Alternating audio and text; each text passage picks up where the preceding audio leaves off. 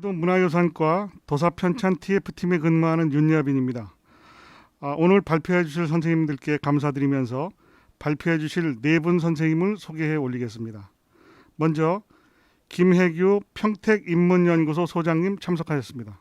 양선진 충남대학교 교수님 참석하셨습니다. 이수경 평택시 배다리도서관 운영팀장님 참석하셨습니다. 이희용 서울신학대학교 교수님 참석하셨습니다. 그럼 지금부터 경기학회에서 주최하는 제2회 경기학 학술대회에서 한국향토사연구 전국연합회와 경기도 향토사연구협의회에서 주관하는 전국 지역학 연구와 지역사 편찬 동향 세션의 경기 지역학 연구 현황과 과제에 관한 주제 발표와 토론을 시작하도록 하겠습니다. 주제 발표에 주어진 시간은 15분으로 시간을 잘 지켜주시기 바랍니다. 첫 번째 발표를 시작하겠습니다. 평택 지역사 연구의 과제에 관해 김혜규 평택인문연구소 소장님의 발표가 진행되겠습니다. 예, 안녕하세요. 평택인문연구소의 김혜규입니다. 저는 그 평택 지역사 연구와 과제라는 그 제목으로 발표를 할 거고요. 내용들은 이렇습니다. 지역사가 무엇인가라는 그 원론적인 문제와 평택 지역사 연구 경향, 그다음에 평택 지역 역사 그 지역사 연구의 그 과제 문제들을 한번 살펴볼 건데요. 사실 그 오늘 제가 발표하는 내용의 핵심 키워드라고 한다면 결국 지역사라는 게 무엇이고 구체적으로 그 지역에서 지역사를 연구하는 데 있어서 우리는 어떤 방법, 어떠한 방향으로 우리가 연구를 해야 될 것인가, 어느 것이 진짜 지역사고 그 지역사를 구현하기 위해서 지역에서는 어떻게 해야 될 것인가라는 문제들을 한번 고민해 보기 위해서 이 자리에 섰습니다. 사실 이제 지역사 연구에 관심 갖게 된 것은 1980년대가 중요한 역할을 했다라고 생각합니다. 특히나 이제 사회적으로 이제 민주화운동이 거세게 전개되는 과정 속에서 아래로부터 역사, 민중의 역사 또 아래로부터의 역사에 대한 어떤 관심들이 증대됐고 그 과정 속에서 중앙 중심의 어떤 역사에서 탈피해서 지역을 우리가 어떻게 보고 어떻게 연구할 것인가 이 부분에 대한 관심들이 이제 높아졌다라고 얘기할 수 있습니다. 우리 그 평택 지역 같은 경우는 대체로 1990년대부터 관심들이 좀 있다가 대체로 이제 2000년대 이후로 일정한 어떤 연구 성과들을 내면서 지역사 연구가 본격화되었다라고 말씀드릴 수 있습니다. 사실 이제 평택 지역사 연구를 우리가 되돌아보면 지난 20년 정도를 우리가 되돌아봤을 때 성과들도 나름대로 많았지만 과연 우리가 하고 있는 게 진짜 우리가 말했던 지역사의 개념에 부합된 것인가? 라고 하는 부분에 있어서 상당히 미흡한 부분들도 많았고 앞으로 해결해야 될 과제도 상당히 많습니다. 그래서 그 가장 중요한 문제가요. 결국 우리가 지역사를 한다라고 할 때 그냥 중앙사에 대비되는 지역의 사례 연구로 우리가 인식하는 경우들이 많지만 엄밀히 얘기하면 뒤에 가서 그 문제에 대해서 문제 제기를 하겠지만 그건 지역사다라고 저는 생각되지 않습니다. 그런 방식보다는 진정으로 어떤 그 지역이라고 하는 공동체를 해석하기 위한 적절한 사료 수집과 사료에 대한 어떤 그 해석과 연구, 또 객관적인 어떤 서술의 방법의 어떤 그 지역사화 뭐 이런 것들이 모두 포함됐을 때, 다시 말해서 이제 요즘에 지역사 하는 사람들이 가장 많이 하는 학제 마련이 시급하다라고 하는 얘기들을 많이 하는데 그 학제 마련이 제대로 됐을 때 지역사 연구가 제대로 정착될 수 있지 않겠는가라는 그런 생각을 하게 됩니다. 본론으로 들어가서 한번 얘기를 좀 해보겠습니다. 왜 지역사인가? 모든 분들이 다 알고 모든 분들이 인식하는 부분이지만 한번 개념 정리를 한번 해보겠습니다. 통상 우리가 지역에 대한 연구를 하는 사람들이 자신들이 하고 있는 연구에 대해서 표현하는 방법이 세 가지가 있죠. 하나는 향토사, 하나는 지방사, 하나는 또 지역사. 요즘에 지역학이라는 얘기들도 하지만 지역사와 지역학은 조금 개념은 다르겠죠. 향토사에 대한 어떤 정의는 각자 다르게 내릴 수 있지만 대체로 이제 그 연구자들의 어떤 연구 논문들을 우리가 살펴보면 그 지역에 오래 거주하고 지역에 대한 다양한 기억들을 갖고 있고 그와 같은 어떤 그 기억을 갖고 있는 사람들이 지역의 사료들을 발굴하고 스토리텔링하는 그와 같은 것들을 우리가 향토사다라고 얘기를 많이 합니다. 다시 말해서 향토사가 갖고 있는 그 기본적인 어떤 밑바탕은 좀 아마추어리즘이 좀 강하지 않을까라는 어떤 그런 판단을 좀 얘기할 수 있습니다. 지방사라고 하는 개념은 중앙과 지방을 나눌 때 통상 지방사라는 표현을 많이 씁니다. 이것은 사실은 독일이라든가 일본 같은 데서 대체로 이제 지방사 연구가 그 먼저 이루어진 그들 지역에서 많이 사용하던 어떤 그 용어이기도 하지요. 우리나라에서도 아직도 예를 들어 뭐 목포대에 계셨던 고석규 교수라든가 이런 분들 같은 경우는 이 지방사란 어떤 그 표현을 많이 쓰시게 되는데 지방사라고 했을 때 가장 중요한 특징은 중앙에 종속된 주변부 또는 정치 행정적 수직 관계 속에서의 어떤 지역을 얘기합니다. 그렇게 정의를 내릴 수가 있다라고 얘기할 수 있습니다. 그래서 지방사적 관점에서 우리가 지역사를 연구한다라고 할 때는 대체로 지역사 연구의 목적 자체가 중앙사를 보완하고 중앙사의 어떤 미진한 부분들을 채워주는 그런 어떤 의미들을 많이 갖고 있습니다. 그렇기 때문에 이 지방사라고 하는 용어를 가지고는 우리가 지역을 제대로 객관적으로 연구할 수 없다라고 하는 어떤 비판적 시각들이 많이 있다 얘기할 수 있습니다. 그럼 지역사라는 게 뭔가라는 문제입니다. 지역은 다원적 시간과 문화가 존재하는 삶의 장소이고 공동체와 개인의 행위가 함께 이루어지는 일정한 영역이다라고 제가 정의를 내린 게 아니라 허영란 교수가 정의를 내렸습니다. 그러니까 허영란 교수의 정의를 저는 동의를 하는데요. 지역이라고 하는 것은 이 다원적 시간과 문화가 존재하는 공간이죠.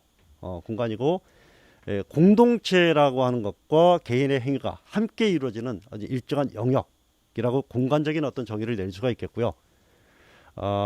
중앙에 대비되는 지역뿐 아니라 이 주류 역사에서 생략된 역사, 다른 말로 얘기해서 본다면 저는 아래로부터 역사 쓰기 뭐 이런 얘기들을 많이 쓰는데요. 그런 부분들이죠. 그러니까 중앙에서는 통치의 목적이나 아니면 중앙적 시각에서 필요한 것들만 서술하고 나머지는 무시하거나 생략하죠. 이 생략된 역사, 무시된 역사의 대부분은 사실은 민중들의 삶의 부분이거든요. 지역민들의 삶의 부분이고요. 이 부분들에 대한 어떤 그 관심, 이 부분들에 대한 연구, 이 부분들에 대한 어떤 서술 이런 부분들이 들어있는 것이다라고 얘기할 수가 있겠습니다.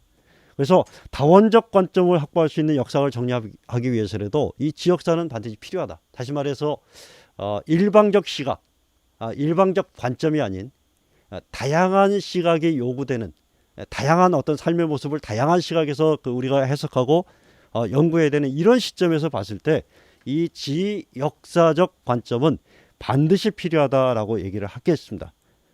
특히나 요즘에 그 지방자치 시대가 오게 되면서 지역 정책성 확보라든가 이런 부분들이 이제 대단히 어떤 필요해지고 있고 이런 측면에 있어서도 지역사는 대단히 중요한 의미를 갖고 있다. 그리고 지금 이제 코로나 사태가 사실 리셋되고 있지만 탈국가적이고 탈중심적인 역사 연구 이런 것들을 위해서도 지역사 연구는 반드시 필요한 부분이다 이렇게 얘기할 수 있겠습니다. 그럼 평택 지역사는 지금까지 그러면 어떻게 연구되어 왔는가? 제가 지금 말씀드렸던 향토사적 관점에서 연구되는가, 지방사적 관점인가, 아니면 지역사적 관점에서 제대로 체계를 잡아가면서 연구되어 왔는가 하는 부분을 간단히 살펴보겠습니다. 사실 지역사 연구에 있어서 연구 단체는 대단히 중요한 부분이죠. 근데 사실 서울과 서울의 위성 도시를 벗어나서 좀 더 아래로 내려갈수록 그 전문적인 연구 단체라든가 연구자들을 우리가 확보하기가 대단히 어려운 게 현실입니다. 그러다 보니까 자연적으로 과거로부터 그 관변 단체로 존재해 왔던 이 문화원이라든가 이런 단체를 중심으로 해서 연구자들이 활동하는 경우들이 많은데 대체로 평택도 역시 마찬가지입니다. 문화원이라고 하는 관변 단체가 평택 지역사 연구에 있어서 중심축을 형성해 왔다 이렇게 얘기할 수 있겠습니다.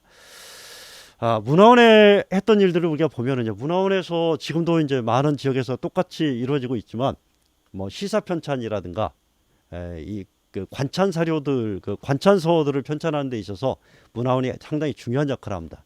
시가 예산을 만들고 문화원에다 예산을 주고 문화원을 통해서 이와 같은 사업들을 전개해 왔죠.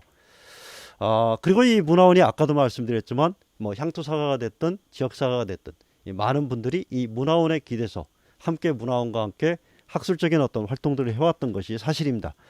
평택 문화원도 역시 그와 같은 역할들을 많이 해왔고요. 또 그와 같은 성과들이 뭐 시사 편찬이나 이런 데 머무르지 않고 음면지 편찬들이 체계적으로 지속적으로 지금 되어 왔고 지금도 진행 중에 있고요. 올해 이제 포승급지가 나오겠지만 진행 중에 있고 그거 외에도 평택에 사라지는 마을 인문 구술조사 사업을 지금 7년째 진행하고 있으면서 마을이 갖고 있는 또 개인의 어떤 그 삶이 갖고 있는 다양한 사료들을 우리가 그 축적하고 있는 중이고 또 개인 그 연구 저작물들을 출판해주고 있고 저도 뭐 한 10여 권 이상의 책을 출판했는데 문화원에서 대체로 한 7권 이상을 지금 출판하고 있는 그런 상황인데요. 이런 출판하고 있고요. 그다음에 부설 평택학 연구소를 만들어 놓고 뭐 시민 강좌라든가 평택학 그 학술 대회라든가 이와 같은 것들을 매년 꾸준히 좀 진행하고 있으면서 지역의 연구 성과들을 축적하고 있고 하는 다양한 일들을 지금 문화원이 해왔습니다. 하지만 문화원이 갖고 있는 그 가장 큰 한계라고 본다면 이 관변단체라는 한계를 갖고 있습니다. 이게 관변단체이다 보니까 사실은 학문이라고 하는 것도 학문의 자유가 보장이 돼야 되고 다양한 어떤 분야의 자유로운 어떤 시각에서 다양한 어떤 해석이 가능해져야 되는데 그런 측면에 있어서 문화원이 갖고 있는 어떤 그 시각, 문화원이 갖고 있는 어떤 역할들 이런 것들은 일정한 한계 속에서 진행돼 왔다 이렇게 얘기할 수 있겠습니다. 학술단체로서 평택에서는 세 개의 학술단체를 얘기할 수 있는데요. 그 민세안전기념사업회라고 해서 독립운동가 민세안재홍을 그 선양하고 연구하는 그런 단체가 있고요. 이 단체가 평택 지역에 관심을 갖고 또 학술대회도 열고 평택 지역과 관련된 그런 어떤 그 다양한 어떤 학술 행사들을 그 펼치기도 했습니다. 하지만 이 단체는 평택 지역사를 연구하는 전문단체라고 보기는 어렵죠. 그다음에 그 평택 박물관 연구소라는 단체가 있습니다. 글자 그대로 평택에 박물관이 하나도 없는데 어떻게 하면 평택에 바람직한 박물관을 만들 것인가를 가지고 지역 연구자들이 모여서 만든 단체인데 이 단체도 역시 박물관을 고민하면서 평택 지역사를 연구하고 지역과 관련된 학술 행사도 열고 뭐 했습니다. 하지만 대단히 제한적이다 이렇게 볼 수가 있어요. 제가 소장으로 오랫동안 있었던 평택 지역문화연구소가 있었는데 사실은 지난 한 12년 동안 제대로 역할을 못했습니다. 저도 이제 직장에 있었고 올해 퇴직을 했는데 직장에 있었고 하기 때문에 제대로 역할을 못하다가 올 2월달에 이제 퇴직의 즈음에서 평택 인문연구소로 명칭을 바꾸고 그 지금 지역과 관련된 용역 사업들, 그 역사와 관련된 용역 사업들도 진행하고 있고 그다음에 내부적으로는 어떤 학술 세미나를 정기적으로 열어서 지역학에 대한 어떤 검토 지역학에 대한 어떤 그 다양한 연구들을 지금 시행을 하고 있습니다. 그래서 향후에는 아마 성과들이 많이 나오지 않겠나 이렇게 생각합니다. 대체로 평택은 이렇게 문화원을 비롯한 이와 같은 세 개의 단체들이 활동하고 있다라고 얘기할 수 있습니다. 이 성과들을 우리가 보면은요, 개인 연구 및 성과들을 보면 이 평택에서 연구하는 그 연구자들은 이런 분들이 있습니다. 뭐 성규현, 김혜규, 장년환, 김방 뭐 이런 분들이 쭉 계신데. 사실 지역에서 가장 힘든 부분이 뭐 급을 나눠서 죄송한데 A급 연구자들을 확보하기가 대단히 어렵습니다. 그러니까 A급 연구자들을 확보했다 할지라도 사실 중앙사를 연구했던 사람들이 지역사를 하려면 새로운 어떤 방식으로 새롭게 접근을 해야 되는데 그와 같은 그 포맷을 만들어내기가 굉장히 좀 실정입니다. 저희 지역 같은 경우는 그럼에도 불구하고 다행스럽게 석박사 이상의 어떤 학교 과정을 거쳤던 이와 같은 분들이 지금 활동하고 계시고 이분들이 다양한 성과물들을 좀 만들어내고 있어서 저희 지역은 상당히 행운이다라고 저는 생각이 됩니다. 각자의 어떤 이력을 살펴보는 것도 저는 필요하다고 봐요. 왜 그러냐면 우리가 좀 더 전문적으로 지역을 연구하기 위해서는 이 전문적 연구자들이 필요한데 평택이라고 하는 공간에서는 어떤 연구자들이 있는가 좀 우리가 좀 간단히 살펴보겠는데요. 이 성규현 교수 같은 경우는 예, 한양대학교에서 이제 박사를 받으셨는데 이분이 동학 관련해서는 아주 대단한 전문적인 능력을 갖고 있고요. 여러 대학에서 좀 강의를 하고 계시고 우리 이제 박물관 연구소 소장도 하고 계시고 저희 인문연구소 연구위원이기도 하신데 평택 지역에서는 주로 이제 3.1운동이나 천도교 또는 뭐 의병, 민세 안조용 관련 논문들을 약 한 12편, 12편 정도를 좀 발표하셨습니다. 그리고 지금 하시고 계시는 것은 일제강점기의 신문 사료들을 해석해서 신문에 정기적으로 연재를 한 2년 반 정도 해오셨고 그것이 이번에 이제 사료집으로 아마 편찬될 것 같습니다. 그래서 평택 지역사 연구에 있어서는 상당히 힘이 되시는 그런 분이다 이렇게 볼 수가 있겠습니다. 이게 전데요. 저는 한신대학교에서 박사과정했습니다. 그 중고등학교 교사로 그 약 한 31년 근무하다가 올해 퇴직을 했는데요. 저는 한 30여 년 전부터 이제 지역사 연구를 시작했고, 저는 지역사 연구가 지역사에 대한 개념을 정확하게 모를 때부터 이 사료 수집 차원에서 이제 마을 조사, 마을 연구, 구술 조사를 지속적으로 한 25년 이상 좀 해왔습니다. 그래서 그와 같은 것들을 통해서 뭐 신문 연재라든가 뭐 학술 연구 논문도 발표했고 뭐 한 10여 권 이상의 책도 만들었고 해서 나름대로의 어떤 성과들을 좀 갖고 있는 편이다라고 이제 평가를 받고 있습니다. 그 외에도 이제 박성복, 뭐 김방, 뭐 장년환, 임범 여러 분들이 계신데 이분들도 대체로 이제 석박사, 대체로 이제 박사학위 수준을 기본적으로 갖고 계신 분들인데 이분들은 대체로 전부 다 역사학을 한 분들은 아니고요. 박성복 씨 같은 경우는 문화원 사무국장도 했고 이제 언론인으로서 아주 활발히 활동하는 분이고 김방 선생 같은 경우는 그 평택의 국제대학교 지금 총장을 하고 계시고 장년환 선생이나 임범 박사 같은 경우도 역시 이제 각자의 직장들을 갖고 있는 분들입니다. 이분들이 중요한 부분은 원래 지역사라고 하는 것이 그 범위가 아주 좁지는 않잖아요. 지역사 다양한 방안들이 있는데 그 방법 그 여러 분야들을 각자 나눠서 역할 분담을 제대로 해주고 계시다라고 하는 측면에 있어서 평택 지역사 발전에 상당히 도움이 되는 그런 분들이다 얘기할 수 있겠습니다. 그 외에도 이제 뭐 문학 박사이신 우대직 선생, 뭐 이런 황수근 그 문화원 학예사, 그다음에 경기문화재단에 계셨던 윤한택 박사 지금 평택에 내려와 계신데요. 이런 분들이 지역 연구에 상당한 도움이 되고 있다 이렇게 볼 수가 있겠고요. 또 지역사 연구를 하는 데 있어서 중요한 부분은 지역에 있는 지역의 자생적인 그런 연구자들만 가지고는 지역 연구가 좀 어렵습니다. 대체로 외부의 전문적 연구자들과 네트워킹을 어떻게 가져가느냐가 굉장히 중요한 부분인데 외부 네트워킹 부분에 있어서 각 분야별 전문가, 그 지역과 관심이 있는 전문가들을 어떻게 지역과 매칭을 시켜주느냐 하는 문제는 굉장히 중요합니다. 현재 평택 같은 경우는 돌아가신 고 노동원 교수라든가 뭐 김민호 동의대 교수나 김민호 중앙대 교수나 뭐 최재원 교수 이런 분들이 평택 지역과 연계돼서 많은 협업들을 좀 하고 계시는 그런 상황이다 얘기할 수 있습니다. 그럼 평택 지역사 연구의 과제는 뭐냐를 보겠습니다. 먼저 평택 지역사의 과제는 그 연구 인프라 구축 문제, 그 다음에 사료의 수집 정리 해제, 또 체계적 객관적 연구의 문제, 이 문제, 뭐 사실은 이게 우리 모두의 문제이기도 하죠. 이 문제들이 평택 지역사가 갖고 있는 중요한 과제다 이렇게 볼 수가 있겠습니다. 사실 이제 아까 올라오면서도 우리 그 이수경 선생님하고도 그런 얘기를 했지만 우리의 뒤를, 저도 이제 내년이면 60인데 저희 뒤를 이을 수 있는 후배 연구자들을 어떻게 육성할 것인가 가지고 많은 얘기를 했는데 실질적으로 본다면 그게 인위적으로 쉽지 않습니다. 그러니까 다시 말해서 크게 돈도 안 되는 일을 당신도 열정을 가지고 해봐 라고 해가지고 만들어지는 건 아니다라고 봅니다. 그럼 이걸 어떻게 해결할 것인가 라고 했을 때 저는 그렇게 생각합니다.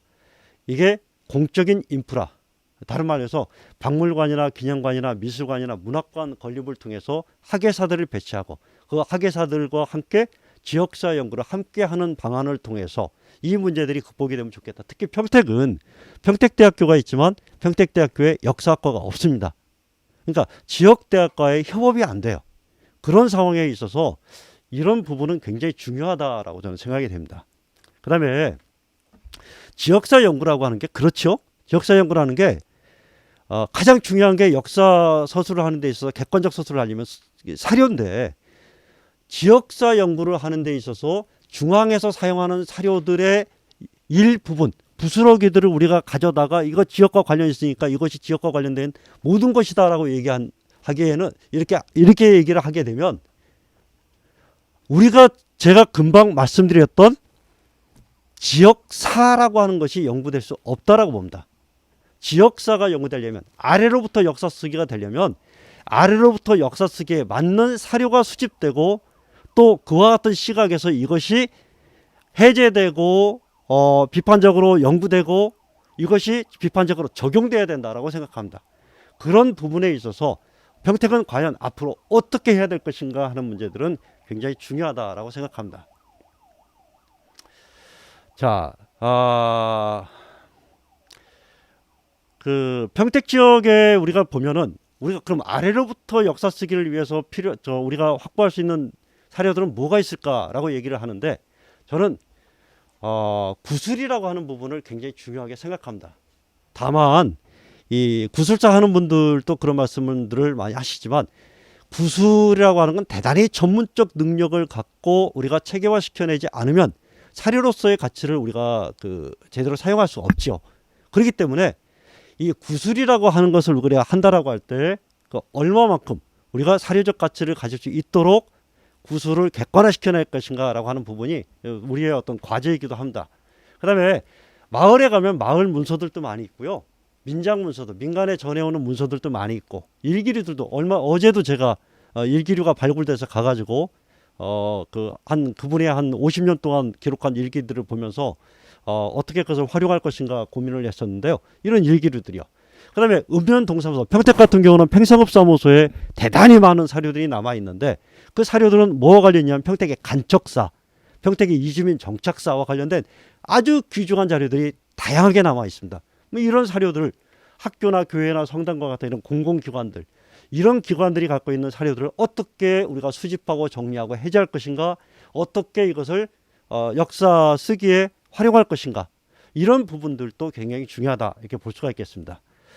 그 다음에 지역사 연구에서 가장 큰 과제 중에 하나는 뭐냐면 근대 이후의 역사 연구에 집중돼 있고 전근대 시대의 역사 연구가 거의 안 돼 있는 상태가 있습니다. 그것은 어떤 문제냐면 사료의 한계죠. 근대 이후는 구술이라도 우리가 얻어낼 수 있지만 전근대 같은 경우는 그게 안 되잖아요.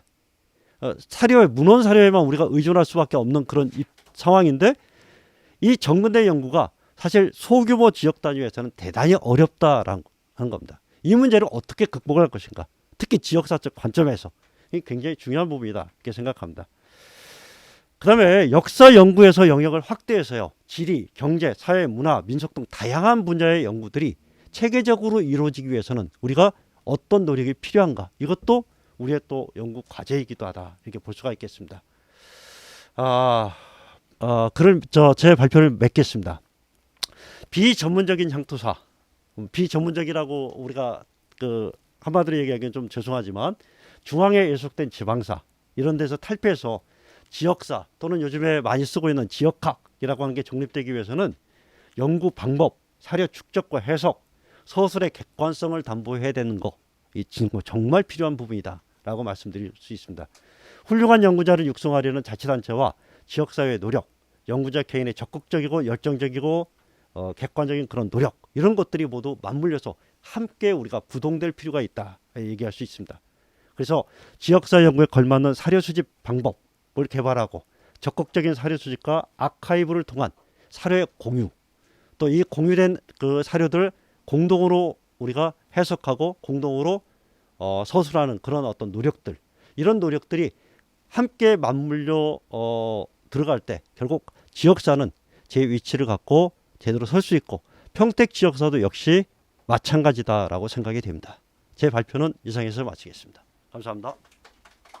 두 번째 발표를 시작하겠습니다. 하곡 정제도의 근대화와 생명사상에 관해 양성진 충남대학교 교수님의 발표가 진행되겠습니다. 하곡 정제도의 근대화와 생명사상을 발표하게 될 양선진입니다. 예. 자, 먼저 들어가는 말부터 우리가 살펴보겠습니다. 자, 우리가 이제 이제 근대라고 하는 개념, 근대라고 하는 근대화라는 것이 굉장히 중요한 개념인데요. 그 근대화의 근본적인 뿌리를 어디서 찾아낼 수 있냐라고 하는 문제가 굉장히 다양한 관점에서 해석될 수 있는데요. 일반적으로 이제 전통적으로 다양한 관점들이 있고 다양한 식견들이 있지만 일반적으로 이제 개인의 발견을 삼았던 아마도 종교 개혁이 기존의 체제를 비판하고 1517년 여러분 잘 알다시피 마틴 루터의 종교 개혁 이유가 근대화의 가장 중요한 추진력이다라고 말씀드릴 수 있을 것입니다.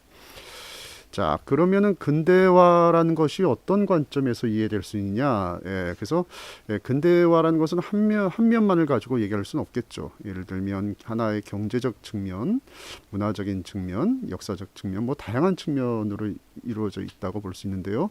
그래서 근대화라는 것을 정의한다면 다중적이고 아주 복합적인 측면에서 바라봐야 된다라고 볼 수 있습니다. 그럼 근대화가 이루어낸 가시적인 어떤 제도적인 시스템은 어떤 것이냐라고 말한다면 그것이 결국은 근대화의 산물이 이제 과학기술과 민주주의와 또 하나가 이제 자본주의의 결과물이다. 그리고 그것을 토대를 이룬 것 역시 또한 법치주의라고 하는 체계다라고 말씀드릴 수 있을 겁니다. 자, 그런데 이런 구체적인 제도로 나타낸 특징들의 면면이 흐르고 있는 이들의 가장 근본적이고 가장 본질적인 요소를 뭐라고 잡아낼 수 있냐라고 한다면 아무래도 이런 것을 이끌어낼 수 있는 이데올로기, 사상사적인 측면, 것을 결코 간과할 수 없다는 겁니다. 자, 이런 전체적인 맥락 속에서 우리가 조선의 사상가인 정제두죠. 그래서 1649년에서 1736년 이분이 1688년에 평택에서 현감도 지내셨던 분이시기도 합니다. 그런데 이분이 제가 이미 기존에 발표한 논문인데요. 근대적 인물로서 평가할 만한 건가? 제가 볼 때는 가능성이 좀 있다라고 보고 있고요. 아니면 좀 더 이걸 더 소극적으로 본다면 근대를 나아낼 수 있는 하나의 근본적인 토양, 씨앗에 해당하는 사상적인 배경을 담아내고 있다라고 볼 수 있을 겁니다. 자, 그래서 근대화의적 측면에 대해서 이런 측면에서 우리가 한번 고찰해 보도록 하겠습니다. 자, 그러면 우리의 주자하 조선의 탈주자학적 상황과 근대화에 대해서 조금 살펴보겠습니다. 여러분, 조선의 탈주자학적 상황을 절실하게 드러낸 것이 여러분 잘 아는 자산 정약용이 썼던 여의당 전서에서 우리가 쉽게 인용해서 찾아볼 수 있습니다. 그분은 이제 그 새로운 변화, 조선 사회의 변화의 물결이 필요했어요. 그러니까 여기서 제가 논문에서는 밝히지 않았지만 조선 사회가 시작되기 전에 고려 말에 충선왕, 충렬왕 이 시기에 몽고와의 관계를 맺으면서 몽고에다가 망건당을 줬어요. 그러니까 망건당이라는 건 오늘날 얘기하면 싱크탱크입니다. 싱크탱크. 거기 가서 이제 많은 연구를 하고 돌아와서 우리 몽고에 발전돼 있는 우리가 한번 주자학, 성리학을 한번 우리가 도입해 보는 것이 아주 발달한 성리학이라는 것은 송나라 시절에 이제 주희로부터 나온 거니까 그런 사상을 도입하는 것이 굉장히 중요한 것 같다라고 하는 굉장히 일치된 의견이 있었어요. 왜 그렇습니까? 고려 말에 아주 피폐했던 민생의 피폐를 절감했던 고려 말의 학자들과 지식인 그리고 정치인들에 의해서 인식을 했던 것입니다. 자, 그렇게 빠른 시일 내에 변화된 모습을 중국으로부터 수용을 했고요. 여러분 잘 알다시피 중국은 그 당시까지만 해도 세계 GDP의 규모에 있어서 세계 넘버 원이었습니다. 그래 그 측면에서 굉장히 빠른 시일 내에 정착해 나갔음에도 불구하고 그 이후의 변화성, 특히 임진왜란을 겪으면서 우리가 어떤 위기를 겪기 시작하죠. 그럼 이제 변화된 그 상황에 대처할 수 있는 준비가 정말 잘 되어 있는가? 그걸 사상을 대처할 수 있는 이데올로기가 있었는가, 이런 문제가 우리가 같이 고려해야 될 부분인데, 그런 변화성을 같이 따라가 주지 못했다라고 보는 관점이 우리 정약용의 여의당 전서에 명확하게 드러나고 있다는 겁니다. 그러면서 성리학을 폐단을 자각하고 성리학이 지나치게 교조화된 것, 다시 말하면 성리학 이외의 학문에 대해서는 굉장히 배척하고, 그죠? 그 수용하지 못하고 열린 학문이 되지 못했던 측면이 분명히 있음을 지적하고 있습니다. 그래서 제가 잠시 인용을 한다면 정약용이 자신의 여의당 정서에서 오늘날 성리학을 낳은 자들은 이니, 기니, 성이니, 정이니, 체니, 용을 말하고 본연이니, 기질이니 뭐 지극히 옳다고 여기지만 제가 어찌 한심하지 않겠는가라고 하면서 정약용 선생이 굉장히 비판적으로 성리학을 지적하고 있다는 측면을 우리가 고찰해 볼 수 있습니다. 자, 그런 관점에서 우리가 바라볼 것은 저는 이제 동서 비교적 관점에서 철학을 하는 사람의 입장에서 제가 피에르 보르디유, 여러분 이제 뭐 많이 들어보셔서 알 겁니다만 피에르 보르디유라고 학자가 마르크스를 비판적으로 바라보죠. 그러면서 마르크스나 베버가 갖고 있는 사약 개념의 틀을 벗어나서 굉장히 다시 말하면 어떤 문제를 바라보는 시각을 경제적 차원으로 환원해서 바라보는 시각에 대해서 비판적으로 생각을 하고, 그렇게 이해해서만 안 된다. 어떤 문제를 바라볼 때는 다양한 측면, 특히 그 중에서도 중요한 것은 바로 문화적 차원을 중요한데, 그 지점이 마르크스가 보지 못했고 막스 베버도 이 점에서 잘 지적하는 면도 있지만, 문화적 측면을 지적하는 면도 있지만 문화적 측면에 대한 부각을 충분히 드러내지 못한 것 같다라고 지적을 하고 있습니다. 그래서 여러분, 피에르 보르디유가 이제 보르디유가 자본을 나누죠. 그러니까 마르크스 모든 것을 경제적 문제로 이해했다면 그 자본의 문제를 경제적 자본 또는 문화적 자본, 사회적 자본이라는 세 개의 큰 카테고리로 유형을 나눴습니다. 자, 그럼 우리가 근대화를 이끌어가는 데 있어서 지금 초점이 거기 있을 때 조선사회 문화의 장 안에는 주자 성리학과 양명학이 긍정적으로 얘기한다면 나름대로 경쟁하고 투쟁하는 관계성 속에 있다라고 볼 수 있을 겁니다. 그러나 사실은 이제 성리학이 굉장히 주도적 입장에 있었던 것은 분명히 인식을 할 수밖에 없죠.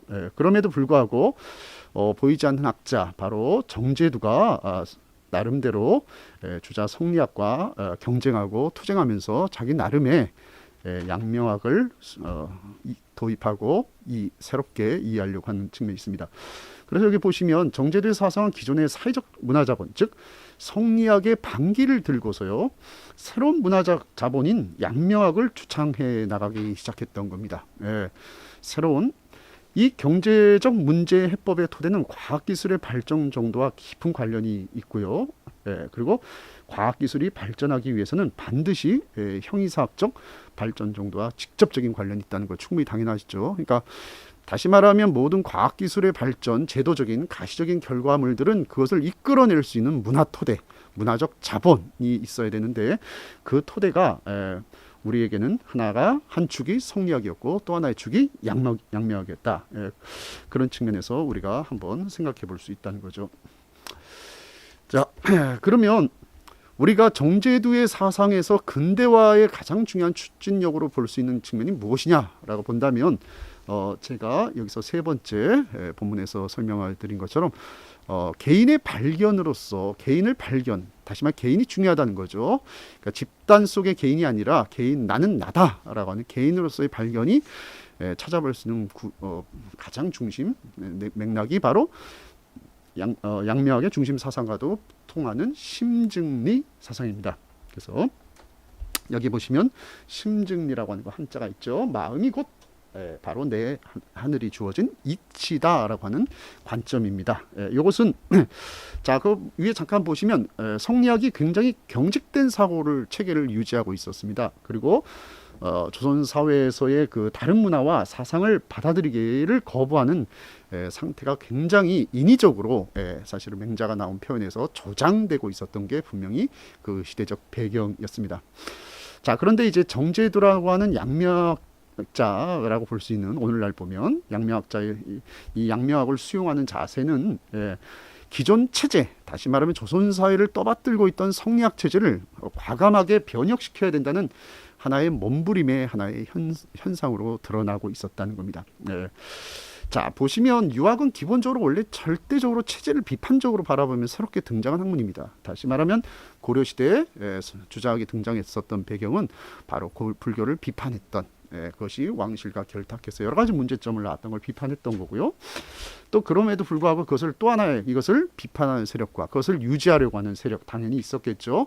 이 두 가지의 끊임없는 갈등과 경쟁, 이들과의 암묵적인 어떤 그 보이지 않는 어떤 그 갈등 상황이 지속되고 있었던 겁니다. 자, 그런데 제가 이 해석하는 이것은 제 주장인데요. 사실은 제가 굉장히 중요하게 보는 건데, 자, 앞에서 제가 머릿말 들어가는 말에서 말씀드렸다시피 근대화의 출발이 뭐라고 했습니까? 바로 개인의 발견이다. 그럼 개인이라는 가치를 발견하는 중심 요체를 얘기할 수 있는 것은 바로 어디서 찾아볼 수 있느냐? 정제두가 양명학을 도입했던 개념이다. 그래서 양명은 기본적으로 제가 이제 가로 열고 이렇게 썼죠. 개별적 개인의 마음이, 그러니까 어떤 위에서 내려지는 지시나 특정인에게 어떤 추상적 개념이 아니라 개별 개개인들을 얘기하는 겁니다. 누구든지 직급과 신분적인 어떤 계급과 전혀 관계없이 우리 일반 모두가 마음을 얘기하는 겁니다. 그래서 왕양명이 이제 전습록에 보면 만가 성인이다. 길가에 가는 모든 사람이 다 성인이다. 이런 표현을 씁니다. 이거 굉장히 혁명적인 겁니다. 왜냐하면 성인이라고 하는 것은 공자나 맹자, 특정한 몇몇 우리가 근접하고 따라갈 수 없는 사상가들을 성인이라고 바라봤는데 왕양명은 이것을 뒤집은 겁니다. 사실은. 우리 모두가 다 성인 될 수 있다는 겁니다. 이것은 개인의 가치를 강조하는 아주 새로운 사상적 체계고요. 이것이 바로 정제두에게 수용이 되면서 아주 놀라운 이 핵심 개념이 바로 심증리다. 다시 말하면 이 심은 성증리라는 거 알지 않습니까? 성리학은 성증리라고 하는데 이건 심증리입니다. 심이란 건 뭐냐? 개별적 모든 겁니다. 그러니까 노예도 포함되는 거죠. 노예의 마음속에도 바로 하늘이 준 이치가 있다. 그 당연히 여기서 성리학에서 말한 이치는 뭐겠습니까? 도덕적으로 어떻게 살아가야 될지를 인간 누구나 다 갖고 있다. 쉽게 얘기하면 양심 체계로 자리 잡혀 있다는 겁니다. 이 사상을 주장하는 겁니다. 그런데 반면에 성리학은 개별적이고 구체적인 마음, 다시 말하면 일반인의 마음 속에는 인간이 가져야 될 보편적 본성을 갖고 있지 못하다. 그러면서 이건 다른 것이다. 그러면서 심증리가 아니라 성증리죠. 그러니까 인간이 갖춰야 될 가장 고상한 모습들은 일반인들이 갖고 있지 못하다라고 하는 거예요. 그것을 사회 제도적으로 얘기한다면 뭡니까? 다시 말하면 신분 체제를 옹호하는 거예요. 기존에 고대와 중세사에 갖고 있었던 신분 체제를 인정하는 겁니다. 그러나 왕양명의 사상 그리고 이제 정제두의 심증리 사상에 의하면 그렇지 않다. 신분 체제를 인정할 수 없는 거죠. 도덕적인 개인이라는 것은 내가 양반이든 노비든 상관없이 인간이면 마땅히 어떻게 도덕적으로 살아야 될 이치를 마음속에 이미 다 구비하고 있다라고 얘기하는 겁니다. 그렇기 때문에 기존의 신분 체제에 대한 부정입니다. 그래서 여기 제가 자세히 설명하지 않았지만 여러분 잘 아시다시피 성리학적 체계에서는 일반인들은 도덕적으로 살 수 있는 능력을 갖고 있지 못해요.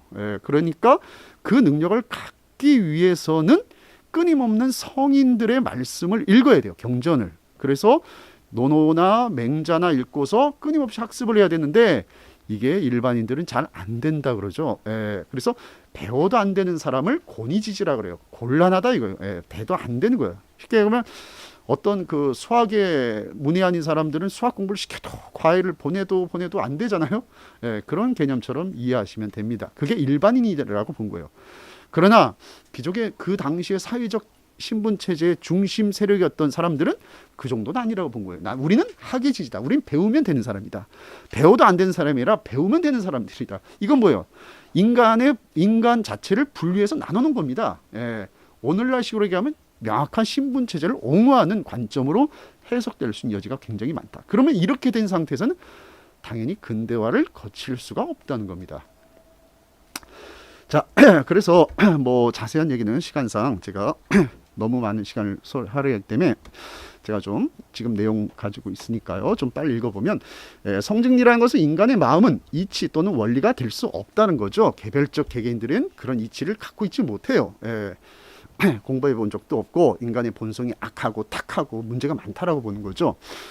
자, 그래서 인간이 동일한 본성을 부여받았지만 인간 사이에 분명한 차이, 다시 말하면 신분적 차이를 불러일으키는 원인은 바로 이게 뭐 여기서는 또 성리학적 개념을 설명해야 되는데 시간상 이일분수 사상에 의해서 다르다라고 보는 겁니다. 자, 이일분수라는 것은 뭐냐? 바로 여기서 뭐 한자 보면 쉽죠. 이일분수 뭐예요? 이치는 하나인데 나뉘어서 달라지고 있다라는 겁니다.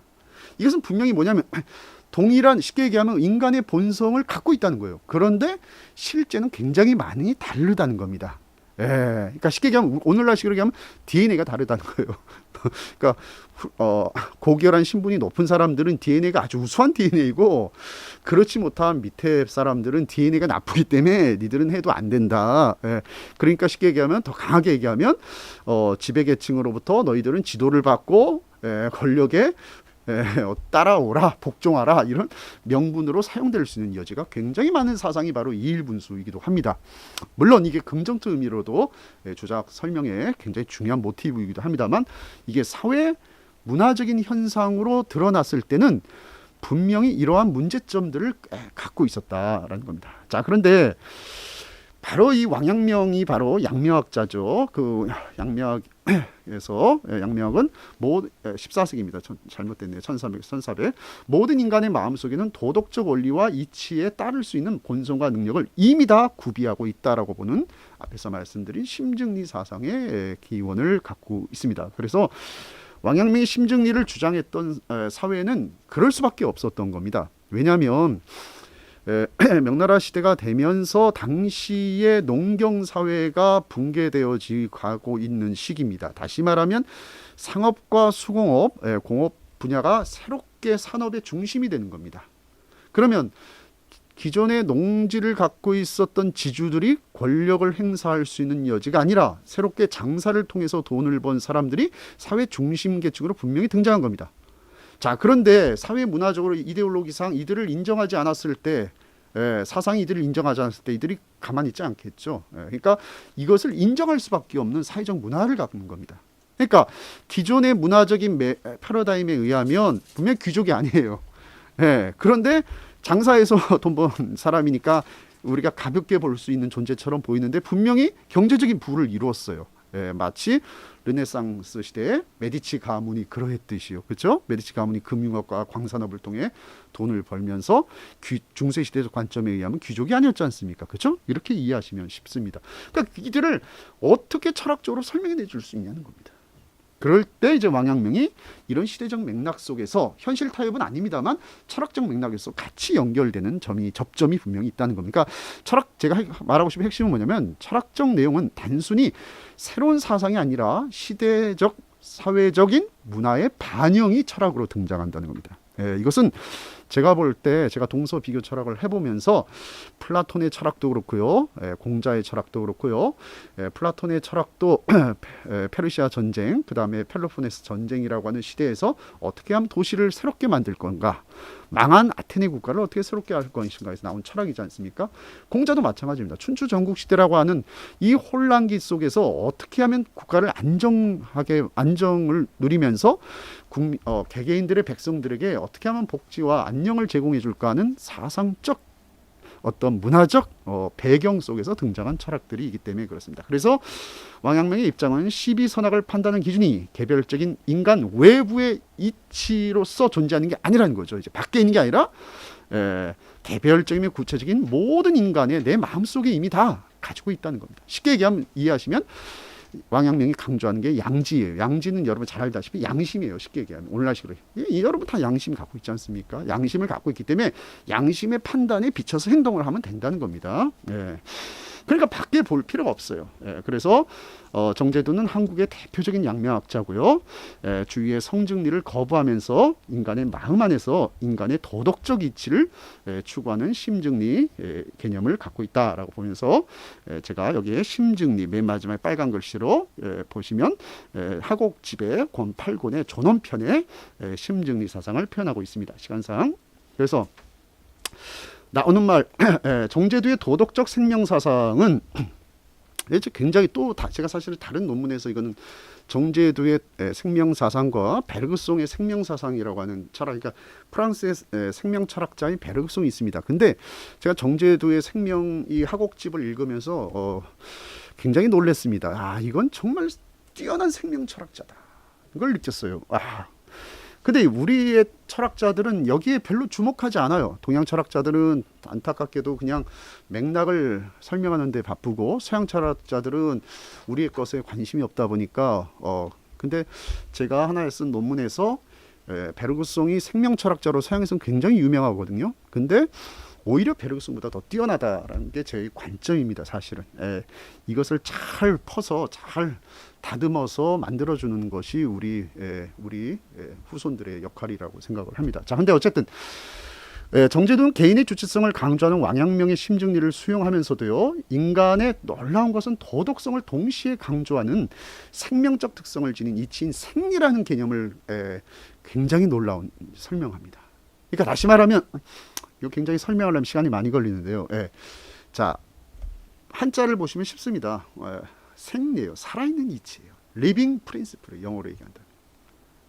이것이 정제도의 사상 속에 있다는 겁니다. 그러니까 모든 것을 이치를 따져 묻는 사유 체계가 성리학에서 굉장히 중요한 거거든요. 그러니까 우주 모든 것은 성리학에서 뭐라 하냐면 다 이치가 있다. 그 규칙성이 있다는 거죠. 마치 뉴턴이 사과가 떨어지면 그냥 떨어진 게 아니라 자연 속에 있는 이치, 다시 말하면 만유인력 법칙이라고 하죠. 이치가 있듯이 우주 안에도 이치가 있다는 거예요. 그 인간 마음 속에도 이치가 있다는 거예요. 어떤 이치? 도덕적 이치가 있다는 거죠. 근데 이 도덕적 이치를 굉장히 강조하다 보니까 설명을 하고 있는데, 이치, 자 보세요. 이 펜이 떨어지는 이치와 이 생명체로서 이치는 분명히 다르거든요. 이것은 그냥 타율성이에요. 그냥 내가 집어 던지면 던져지지 저항하잖아요. 근데 여러분이 저를 밀어보세요. 제가 가만히 있습니까? 화가 나서 저항해요. 그렇죠? 이게 생명이 갖고 있는 놀라운 특성입니다. 그런데 주자의 성리학 속에는 이런 이치의 차이점을 부각시키지 못했어요. 그러나 왕阳明도 그렇지만 제가 볼 땐 정제도를 더 명확하게 분명하게 드러냈습니다. 생리다 이것은. 그래서 그는 두 번째 생명의 원리를 강조하면서 동시에 고결한 인간이 지닌 그 놀라운 또 다른 그 살아있는 생명체에만 똑같이 생명이 살아가냐. 모든 동물도 여러분 생명의 이치가 있죠. 그렇죠? 생명이 여러분 강아지를 발로 밟으면 가만히 있습니까? 깨갱거리고 짖고 우리를 물려고 하죠. 이거 생명의 이치예요. 저도 그래요. 근데 동물과 저와 다른 또 다른 특징이 있어요. 단순히 내 생명을 보존하려고 하는 이치뿐만 아니라 그냥 나는 내 생명을 보존했으면 끝이 아니라 나는 그래도 도덕적으로 살아야 돼 하는 이런 또 다른 이치가 있다는 거죠.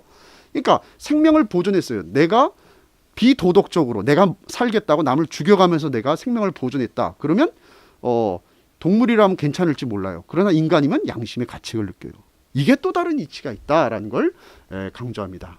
그래서 그는 생명의 원리를 강조하면서 동시에 고결한 인간이 지닌 도덕성을 강조하는 조선의 철학자이자 근대 씨앗을 잉태한 근대적 생명 사상가이다라고 보고 있고요. 그래서 근대적 개인을 강조하면서 이 굉장히 근대화에서 굉장히 중요한 개념이 개인입니다. 이게 굉장히 제가 이제 성리학 굉장히 유학을 전공하는 입장에서 이 굉장히 집단과 개인의 문제, 우린 개인주의가 발달할 수 있는 문화 풍토가 아닙니다, 사실은. 그런데 어쨌든 그런데 근대화되기 위해서는 개인이 굉장히 중요하게 부각돼야 됩니다. 그래서 이 근대적 개인을 강조하면서 동시에 고결한 도덕성을 강조하는 도덕적 개인을 강조하는 철학자다. 아주 놀라운 철학자입니다, 여러분. 정말. 그래서 정제도의 철학은요, 인간이 지닌 고결한 두 요소인 생명성, 말씀드렸죠. 생리, 또 하나의 도덕성, 여기 해석하지 않았지만 진리라고 하는 겁니다. 이 동시에 고려한 도덕적 생명, 제가 변명한 겁니다. 이거야말로 도덕적 생명 철학이다. 그러니까 또 다른 논문에서 정제도는 생명윤리학자다 이렇게 명명하기도 했어요. 그러면서 동시에 도덕성을 지닌 근대 시민의 잠재적 토양을 제공할 수 있을 뿐만 아니라 근대와 현대인들이 간과하고 경시하는 생명의 원리와 생명의 경외감을 탁월하게 설명하는 참다운 현대적 의미의 전 좋아하는 표현은 아니지만 주체를 형성해 놓은 위대한 철학자다. 이렇게 제가 이해해 볼 수 있을 겁니다. 자, 여기까지 하겠습니다. 감사합니다. 세 번째 발표를 시작하겠습니다. 도서관 관계 생태계 구축을 통한 지역사 아카이브 사례입니다. 평택 시립 배다리 도서관 구술생애 프로그램 6년의 기록에 관해 이수경 평택시 배다리 도서관 운영팀장님의 발표가 진행되겠습니다. 오늘 강진갑 교수님께 학술대회 발표해라라는 이제 듣고 사실은 굉장히 떨었어요.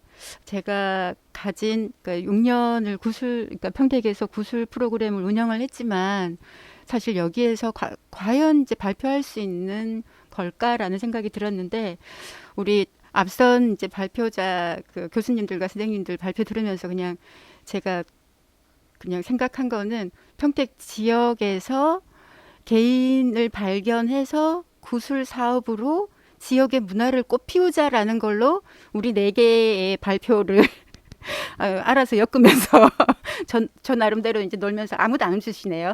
네, 저만 즐거운 걸로 하겠습니다. 네, 그래서 조금 그냥 평택에서 도서관이라는 공간에서 시민들과 6년 동안 구술이라는 걸로 우리가 어떻게 지금 지내왔고 앞으로 이제 어떻게 해갈 것인가를 이 자리에서 우리 선생님들과 그 내용을 나누는 걸로 의미를 갖도록 하겠습니다. 올해 이제 그 구술을 진행하고 출판 기념회를 했던 사진이고요. 올해 이제 그 책은 이렇게 평택을 기억하다 기록하다 2라는 걸로 이제 나왔습니다. 책도 한 권 나왔고 그러면은 이것이 이제 어떻게 시작이 되었던가 를 이제 보여드리겠습니다. 김일규 선생님과 함께 시작을 했던 사업이고요. 지금 왜 시작을 했냐 물어보시면 평택은 정말 그 전국에서도 유래를 찾아볼 수 없을 정도의 지금 인구 증가, 3% 인구 증가를 하고 있다고 하는데 지금 전국에서 그 유래를 찾아볼 수가 없다고 하더라고요. 3% 인구 증가 그리고 지금 제가 27년 전에 평택에 도착했는데 27년 그 전서부터 시작해서 지금까지 개발이 단 한 번도 멈춰진 적이 없는 곳이에요. 그래서 지금 보면 배밭 사라지고 있고요. 그리고 지금 여기가 고덕 국제 신도시 부분에 삼성 이제 반도체 공장 건설 현장입니다. 얘가 이렇게 들어서려면 여기 있던 그 모든 그러니까 평야 들녘들이 이제 다 나간 거죠. 그리고 지금 여기가 대출이 여기가 대출이 미군기지 이전으로 또 그러니까 평택 평야가 또 사라졌죠. 그래서 남아 있는 곳이 지금 여기 오성면 들녘의 사진인데요. 저희가 오성면에서 도서관을 하기 위해서 들어갔을 때 인구는 7,000명이신데 노령 인구가 너무 많고 이랬을 때 도서관이 어떻게 이분들에게 다가갈 것인가를 고민하고 두 번째는 아까도 말씀드렸지만 지역이 변화가 너무 빨라요. 도대체 정신이 없는 이 변화 과정에서 정말 누군가의 어떤 기억 오성면에 있던 어르신들의 기억과 이야기 조금만 더 지나면 이제 사라지고 없겠구나라는 생각에 사업을 김여규 선생님과 함께 시작하게 됐는데 저희가 눈앞이 깜깜했었어요. 사실은 사업을 시작할 때. 근데 선생님이 한번 도서관으로 오셔서 그 말씀해 주셨어요. 오성면은 바다가 정말 거기까지 들어왔었고 그 아산만 방조제라는 게 들어서기 전까지는 정말 장화 없이는 못 그러니까 부인 없이는 살아도 장화 없이는 못 사는 동네가 오성면이다. 얘기를 해주시는 순간 약간 눈이 밝아지는 그런 마음이었어요. 뭔가 시작을 해도 되겠다. 근데 오늘 그러니까 6년을 지나고 이제 내년 7년인데 김혜규 쌤과 제가 오늘 와서 얘기한 건 뭔가 하면은 제가 구술 사업을 6년 동안 하고 나서 오늘 선생님께 말씀드린 건 이럴 줄 알았으면 처음에 시작 안 했을 거예요. 라는 얘기였어요. 알고 나니 이게 너무 거대한 작업을 제가 뭣도 모르고 하루 강아지가 법무소인 줄 모르고 시작했던 사업이긴 한데 어떻든 올해까지 마무리를 지었고 내년에는 또 새로운 일들을 위해서 저희가 노력을 해야 되겠죠. 그러기 위해서 강진갑 선생님이나 아니면 경기학 학술대회에서 저에게 기회를 주신 거라고 생각이 듭니다. 오늘 이거를 통해서 좀 제가 우리 사업을 한 번 더 정리해보는 시간을 가지기도 했고요. 도서관 기억을 기록하다라는 제목에 지금 관계 생태계 구축과 구술 사업이라고 되어 있는데 우리 사업에서 가장 중요한 건 사람을 얻은 거라고 저는 생각을 합니다. 어떻든 김혜규 선생님 같은 인적 자원은 원래 아시던 분이었고요. 김혜규 선생님과 함께 이 사업에 참여했던 분들과 가장 중요하신 분들은 이분들인 것 같아요. 제가 보기에는 마을 기록가, 구술자 분들도 굉장히 중요하지만 아까 김혜규 선생님께서 아마추어리즘을 말씀을 하셨는데 양날의 검인 것 같습니다. 특히 지역사 부분에 있어서는 그분들 없이는 그리고 개인, 주체 이런 부분들을 얘기할 때 지역에서 활동하는 그런 분들의 존재 없이는 풍부한 사업이 이루어지기가 굉장히 힘든 구조가 아닌가. 돈을 받지 않고 4개월, 6개월, 8개월을 함께하는 어떤 그런 분들의 존재는 굉장히 지역에서 소중한 인적 자원이라는 생각이 들고요. 이분들과 함께 도서관에서 강사님들과 구술자와 이런 분들이 뒤섞여서 하나의 사업이 이루어지는 거거든요. 정말 지역에서 관계 생태계가 구축이 되는 거죠. 도서관을 중심으로. 그리고 도서관이 영혼 치유소라는 게 이제 프랑스 국립 그 도서관 입구에 걸려 있다고 하는데 어쩌면 이런 인적 자원들이 도서관을 중심으로 모여서 이야기를 나누면서 본인들의 삶과 이런 부분들을 그러니까 치유해 나가는 그런 장소가 되고 있지 않나, 그런 기회가 되고 있지 않나라는 생각이 듭니다. 숫자로 본 도서관 구술 사업 한번 정리를 해봤고요.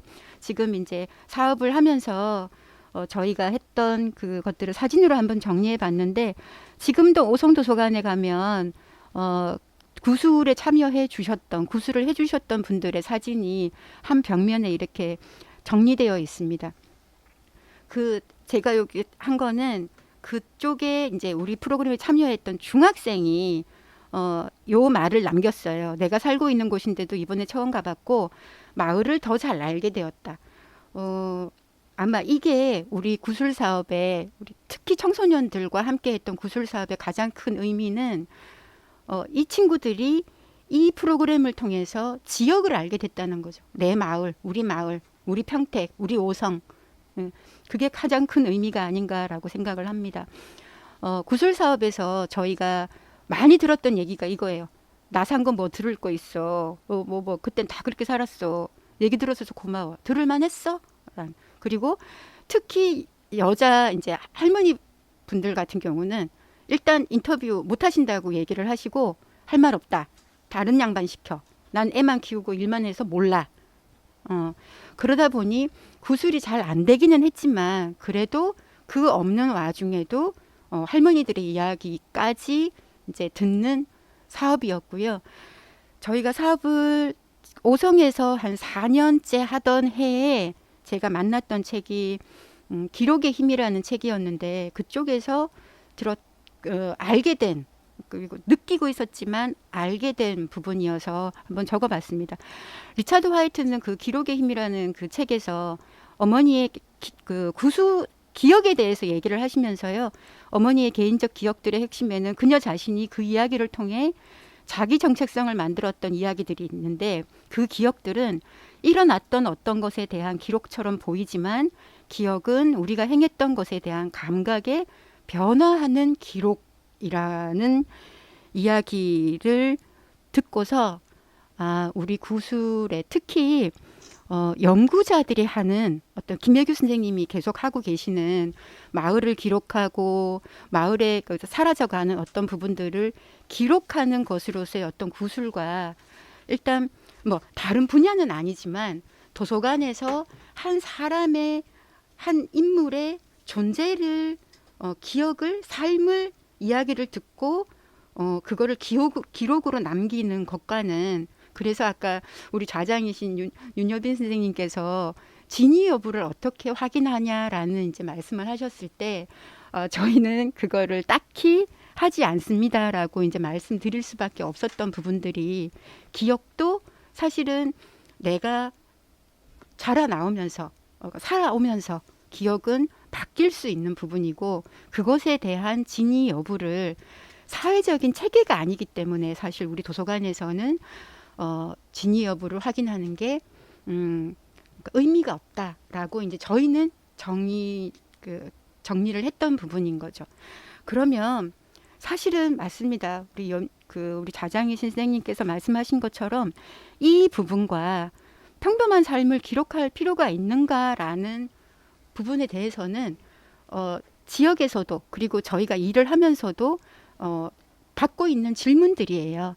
그러니까 진위 여부에 대해서는 이렇게 이제 저희가 정리를 했고 평범한 삶을 기록할 필요가 있는가라는 부분에 대해서는 뭐 이거는 제가 보기에는 우리 사업뿐만 아니라 지역에서 일어나는 많은 부분들 흔히 얘기해서 중심이 아닌 주변부에서 일어나는 어떤 것들을 하고 있는 사람들은 늘 가슴에 품으면서 한 발 한 발 나가야 되는 어떤 질문과 과제이지 않을까라고 생각을 하고 있습니다.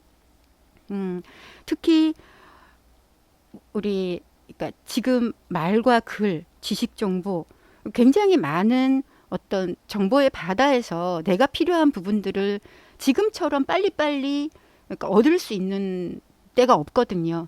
그러하다면 실은 옛날보다는 조금 더 어떤 개인적인 의미에서의 개인이 주체가 될 수 있는 그런 그 사업들은 더 많이 펼쳐질 수밖에 없고 그러하기 때문에 우리 사업도 의미가 있지 않을까. 평범한 삶이라는 게 제가 원고에도 적었지만 이게 우리가 이렇게 기록하고 가지고 있다고 몇 년 후에 정말 유의미한 아카이브로서 연구자들이 우리 거를 사용할 수 있을까? 저희도 확증할 수가 없고 다른 누구도 이 부분에 대해서 대답을 할 수는 아직은 없는 거죠. 그러니까 다만 지금 저희가 하고 있는 거는 요 기록들을 계속 차곡차곡 모으고 있다는 그 말씀을 드리고 싶고요. 어쨌건 보통 사람들이 본인의 삶 또는 보통 사람들이 기획한 또 다른 보통 사람들의 삶을 기록하는 이 시대에서 이 많은 부분들이 토대가 되어서 지역사가 되지 않을까라고 생각을 합니다. 지금 뭐 경기도 메모리에 계속 책은 올라가고 있고요. 더 중요한 부분은 아까 김혜규 선생님도 한번 말씀을 해주셨는데 저희가 소장하고 있지만 서비스할 곳이 없어서 어디 사이트에 올릴 데가 없어서 가지고 있는 그 사진 자료 그리고 이제 녹취풀이 오디오 원본 파일 뭐 녹취풀이 원본 이런 부분들이 있거든요. 어쨌든 한번 서비스를 해보자라고 이제 김효교 선생님이 말씀을 하셔서 한번 그 추진을 해볼까 지금 생각하고 있습니다. 거의 마지막인데 뭐 2016년에 청소년이 이 말을 이제 했었어요. 그러니까 요 부분이 저희가 구술 사업하면서의 가장 큰 의미가 아닐까라고 생각을 합니다. 청소년들이 역사를 교과서에서 배우는 게 아니라 우리 마을 할아버지 할머니들의 이야기를 통해서 역사를 배우고 마을을 배우고 평택을 배웠다는 것이 우리 사업의 가장 큰 성과라고 저는 생각을 하고요. 그리고 제일 마지막은 저는 이 우리 사업의 가장 큰 성과는 요 두 부분이라고 생각을 합니다. 시민들이 어떤 지역사 기록 또는 지역사 기록의 어떤 아카이브 자원을 만드는 주체로 나설 수 있는 기회가 되었다는 것들, 그리고 도서관이라는 곳이 그렇게 나설 수 있도록 만드는 곳치고는 굉장히 대중적인 공간이라는 거죠. 그만한 접근점을 가진 곳이 없다라는 거. 그래서 우리가 그 역할을 하고 있는 것이고, 그리고 제일 중요한 거는 이것인 것 같습니다. 어쨌건 그 지역에서 도서관은 구술 사업이긴 하지만 이게 읽고 쓰고 듣고 말하는 사업으로서의 사업이거든요. 구술 사업이. 그러니까 그러다 보니 도서관 구술 사업은 리터러시 활동이기도 하고, 그리고 이게 또 지역사의 어떤 아카이브 자원이 되기도 하고 여러 가지 의미들을 가지고 있는 거죠. 그리고 가장 중요한 거는 저는 요 부분이라고 생각을 합니다. 저희가 6년 동안 이제 사업을 하면서 지금 거의 한 80명 정도의 구술자들과 한 200명 가까운 이제 그 청소년들과 기억 수집가들, 기록가들이 이제 만남의 장이 이루어졌었는데, 그 장은 정말 비폭력적이고 폭력적이지 않고 정말 커뮤니케이션이 들으려고 노력하고, 경청이라는 말이 이곳처럼 정말 진지하고 재밌게 이루어지는 곳이 없거든요. 그래서 지역사를 만들어가는, 또는 지역사 자료를 만들어가는 그 과정과 그 공간이 굉장히 비폭력적이고 세대 간의 공감이고 수평적으로 모두가 수평적인 관계에서 이루어지고 있다. 이것이 아마 우리 도서관에서 구술 사업이 6년 동안 이루어져 왔던 토대이자, 접을까? 아까 이제 우리 김혜근 쌤하고 막 얘기하면서, 그러면은 뭐 다 성과만 있냐? 아니죠. 문제도 많겠죠. 그래서 접을까요? 말까요? 얘기를 했었는데, 제가 이제 웃으면서 얘기하지만 사실은 굉장히 가슴이 아프거든요. 근데 그럼에도 불구하고 요 부분들 때문에 어떻든 요것들을 이 에이스들을 좀 엑기스들을, 이 본질을 남기면서 우리 사업이 한 단계 더 우리 지역에서 평택 역사를 저만큼 많이 아시는 분들의 어떤 말씀과 이런 부분들 함께 고민을 해 나가면서 또 다른 시즌 2로 넘어가는 것이 우리 지역사를 만들어가는, 그러니까 저희의 어떤 역할이 아닐까라고 생각을 하면서 발표를 마치도록 하겠습니다. 감사합니다. 네 번째 발표를 시작하겠습니다. 부천 문화에 대한 고찰에 대하여 이희용 서울신학대학교 교수님의 발표가 진행되겠습니다.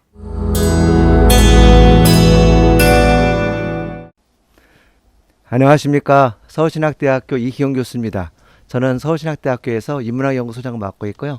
지역사회 협력단장을 맡고 있습니다. 또 한국연구재단에서 3년 동안 인문도시 사업의 단장으로서 꾸준히 해왔습니다. 그러다 보니까 지역학에 대해서, 특히 지역문화에 대해서 관심을 가져왔습니다. 오늘 앞에 발표하신 분들이 특히 이제 지금 한국에서 세계적으로 그렇지만 지역학들이 뭐 제주학, 전주학, 천안학 또 뭐 이렇게 발전해 가고 있는데요. 지역학이 더 발전하려면 가장 기초적으로 지역의 역사들이 토대를 이루어지고, 거기에서 이제 역사 문화들이 이루어져서 그게 어디로 이어져 가냐면 사실 도시 경쟁력으로 이어져 가고 있습니다. 그런 의미에서 오늘 부천 문화에 대한 현황과 과제를 좀 같이 한번 이야기해 볼까 합니다. 크게 뭐 문제제기, 문화에 대한 이해, 문화 지향적 특성, 부천 문화에 대한 이해, 문화도시 부천의 과제로 해서 간단하게 말씀을 드리겠습니다. 우리 뭐 간단히 얘기하면 지금 세계화 시대에 살고 있는 것은 이번에 코로나 사태로 인해서 우리가 아주 극적으로 경험하고 있습니다. 근데 세계화와 관련해서 지역학이 같이 이야기되고 있습니다. 그래서 지금은 글로컬이라고 하는 이야기들이 이미 저희가 익숙해지고 있습니다. 마찬가지로 문화도 사실 글로벌 문화에서만이 아니라 지역 문화가 같이 가고 같이 논의되는. 그래서 이번에 아주 우리 강진관 우리 그 원장님께서 중요한 이번에 학술데이 테마들을 보니까 지역 인문학에서도 있지만 지역 문화에서도 특히 상호 문화성이라고 하는 아주 중요한 키워드가 이번 학술대회 포럼에서 나오는 거에 대해서 아주 저는 기쁘게 생각합니다. 그래서 우리가 상호문화적 측면에서 이제 지역 문화, 지역 역사, 지역학들이 논의되어 가는데요. 오늘 특히 상호문화적 차원에서 부천 문화를 좀 한번 살펴보려고 합니다. 그래서 지역 문화로서 상호적 차원에서 부천 문화 현황과 과제를 좀 살펴보고요. 이런 목적을 먼저 지향적 상호문화적 차원을 살펴보고 이런 관점에서 부천 문화의 현황을 소개하려고 합니다.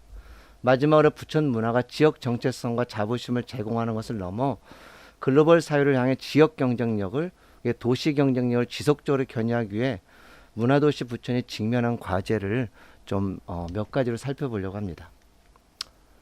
첫 번째 문화에 대한 이해인데 잘 알다시피 첫 번째 글로벌 문화라고 하는 겁니다. 잘 알려진 미디어 이해 저자를 잘 알려진 막셀 맥루안이 세계는 새로운 문화가 자라는 글로벌 마을 지구촌으로 보았습니다. 글로벌 문화는 제한적인 의미의 제3의 문화로도 기능하는데 제3의 문화로서 글로벌 문화는 다양한 매체 특히 인터넷으로 인해서 지역에 빠르게 확산되고 있다는 겁니다. 특히 우리가 글로벌 문화라고 하는 것은 최근에 나타났는데 기존에는 대중문화와 함께 빠른 속도로 글로벌 문화가 자리 잡고 있습니다. 두 번째 대중문화는 우리가 잘 알다시피 사회 모든 계층이 즐길 수 있는 전국적이며 범세계적인 문화로 알고요. 사회가 산업화 도시화되면서 등장한 현상으로 현대사회에 뚜렷하게 나타나는 특징 중에 하나가 대중문화입니다.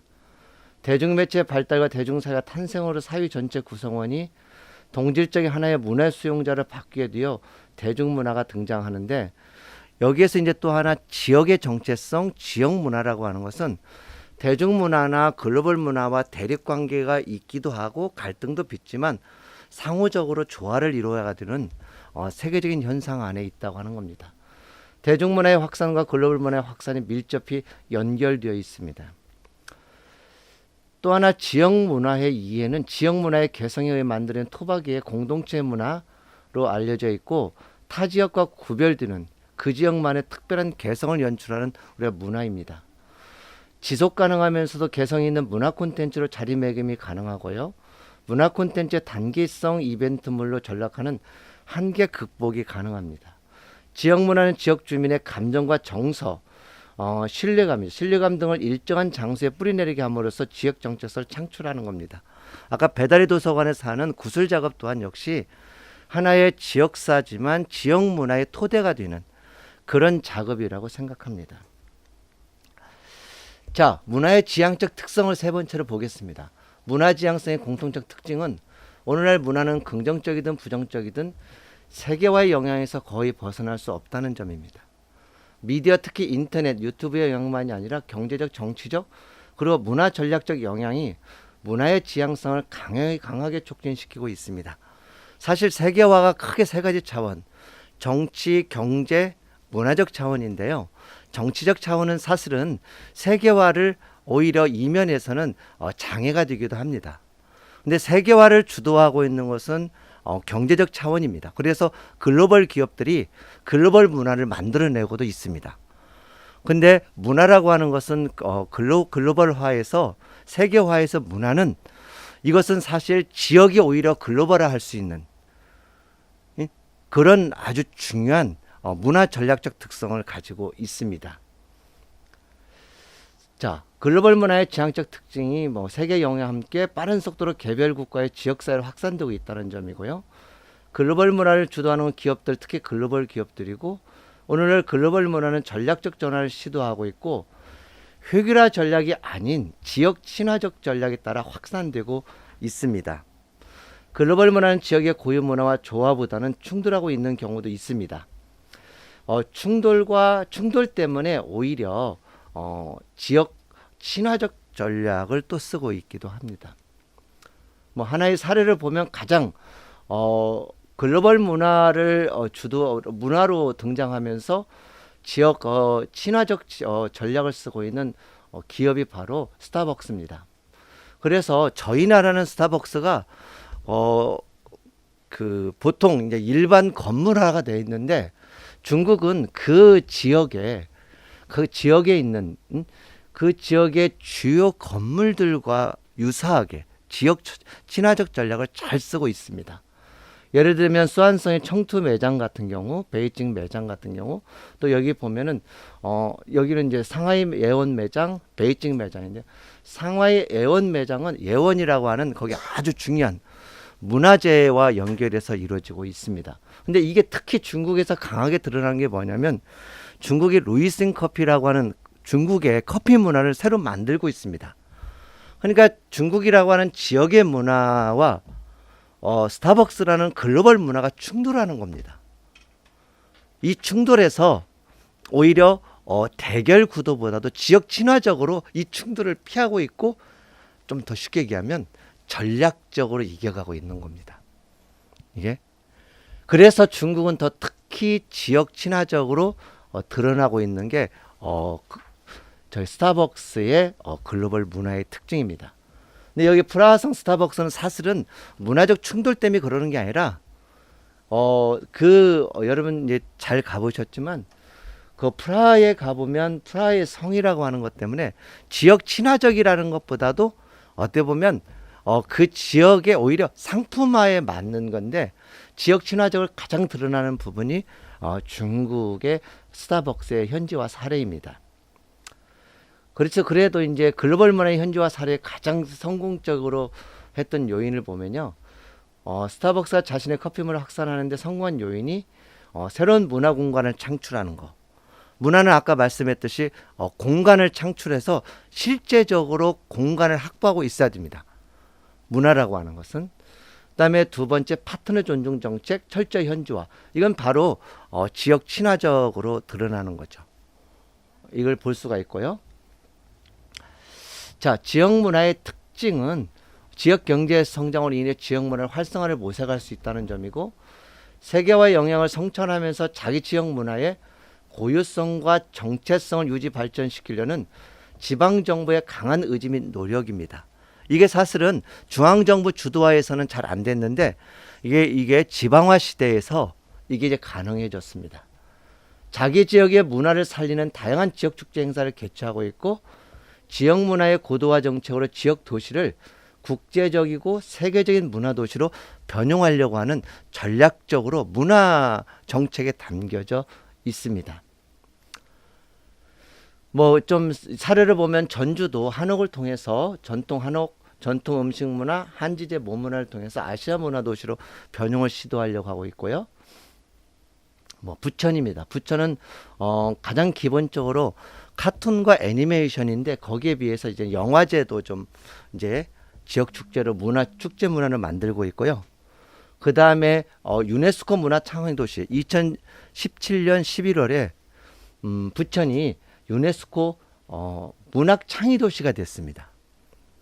이게 뭐 나중에 뭐 구체적으로 얘기할 수도 있겠습니다만 그럴 때에서 국제 문화 도시로 도약하려고 하고 있고요. 뭐 이제 좀 해외 사례를 보면 영국의 리버풀 같은 경우는 쇠락한 항구 도시의 도시 재생의 문화 도시를 통해서 평화 도시라고 하는 이미지화 문화 전략에서 중요한 부분 중에 하나가 도시 이미지화입니다. 를 해서 글로벌 문화 도시를 꾀하고 있고요. 좀 볼 수 있습니다. 지금 좀 잘 안 나왔는데요. 평화 도시 이미지에서 비틀즈의 이미지, 그 이미지라고 하는 노래를 가지고요. 평화 도시 이미지를 만드는 아주 거대한 여기가 박물관입니다. 그다음에 프랑스 랑트라고 하는 데도 마찬가지로 조선업 위기로 도시가 상당히 그 위기와 폐업 도시가 됐는데요. 도시 재생의 문화 도시를 통해서 상상과 재미, 문화 도시 이미지를 만들어내는데 성공한 케이스입니다. 가장 재밌는 것은 조선소 공장을 아예 없애서 새로운 건물을 지은 것이 아니라 이 공장을 개조해서 이 상상에 기계동물 테마파크를 만들었는데요. 보통 1년에 한 300만 명 정도가 이 도시를 찾습니다. 그러니까 문화 이미지도 그냥 문화의 도시 이미지가 아니라 상상과 재미의 문화 도시 이미지. 여기 같은 경우는 이게 비스켓 공장인데 여기를 없애지 않고요. 공장 자체를 개조해서 문화 공간 활용하는 문화 전시관으로 했고요. 이래서 상상을 주는 이런 인형들. 여기 가면 한국의 만화들도 많이 전시되어 있습니다.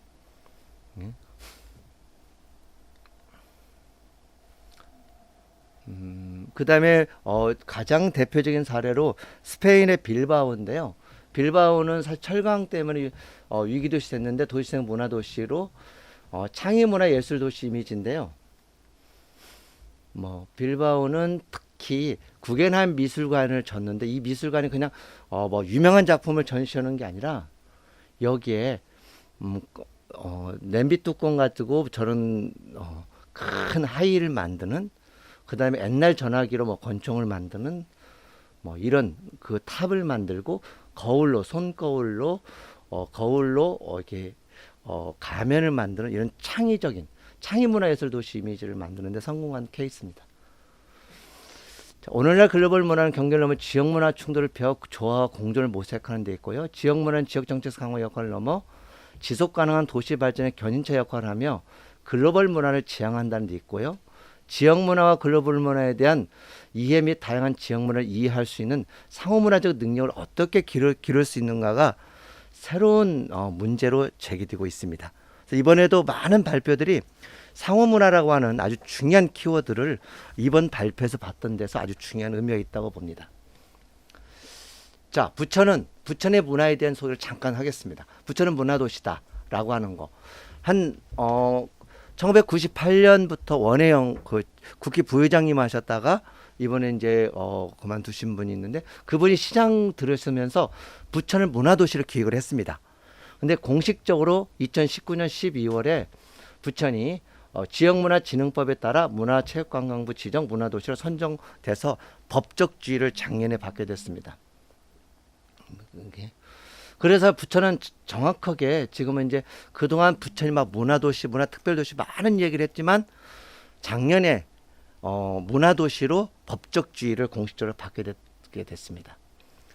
그 부천의 문화정책은 글에도 많이 써 있지만 특히 문화기본법, 지역문화진흥법, 국민여가 활성화 기본법 등 이 법을 따라서 문화도시의 다양한 전략과 정책을 추진하는데요. 전략에는 문화정책에는 첫째, 문화는 배려와 화합을 이루는 의미와 가치를 담고 있다. 둘째, 문화는 공간에서부터 만들어진다. 셋째, 문화는 시민들 사이에서의 소통이다.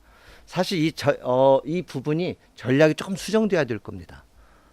글로벌 문화를 통해서 상호문화 능력을 강화시키려는 쪽으로 가야 되는데 아직도 로컬적인 데서 아직도 있다고 하는 부분입니다. 그 다음에 이런 전략에 따라서 4가지 차원, 하드웨어, 소프트웨어, 조직웨어, 콘텐츠웨어 차원으로 문화정책을 부천이 추진해가고 있습니다. 그 4개를 글에다 썼고요. 그 다음에 부천의 문화축제는 부천의 문화축제가 참 많이 있습니다. 그거 대표적으로 보면 지역마다 도시의 동네마다 작은 문화 축제들이 많이 있고요. 대표적으로는 첫째 복사골 예술제가 있고요. 부천 국제 판타스틱 영화제 피판이 있고요. 셋째 부천 국제 만화 축제가 있고, 넷째 부천 세계 비보이 데이도 있습니다. 9월에. 그다음에 다섯째 부천 국제 애니메이션 페스티벌이 있고요. 봄에는 봄꽃 축제 등이 있어요. 이게 대표적인 축제입니다. 부천에는 문화 인프라가 이제 부천의 과제인데요. 잘 갖춰져 있고 축제가 참 많이 있습니다. 그래서 이제 부천을 1년을 많이 겪어보시면 부천은 축제의 도시다 이렇게 경험할 수가 있습니다. 근데 이제 향후 몇 년 동안 부천의 문화정책과 정체성과 확장성을 살펴볼 게 있는데, 다른 한편에 부천 문화를 경쟁력 있고 지속 가능한 도시 브랜딩으로 이어주기 위해서는 몇 가지 보완이 있다라고 이제 과제를 좀 제 나름대로 정리해 봤습니다. 첫째, 부천시는 시민과 함께 만드는 문화도시 부천이라는 시정 목표 아래 단기적 복사골 예술제 여러 문화정책을 피우고 있습니다. 근데 이게 탑다운 방식입니다.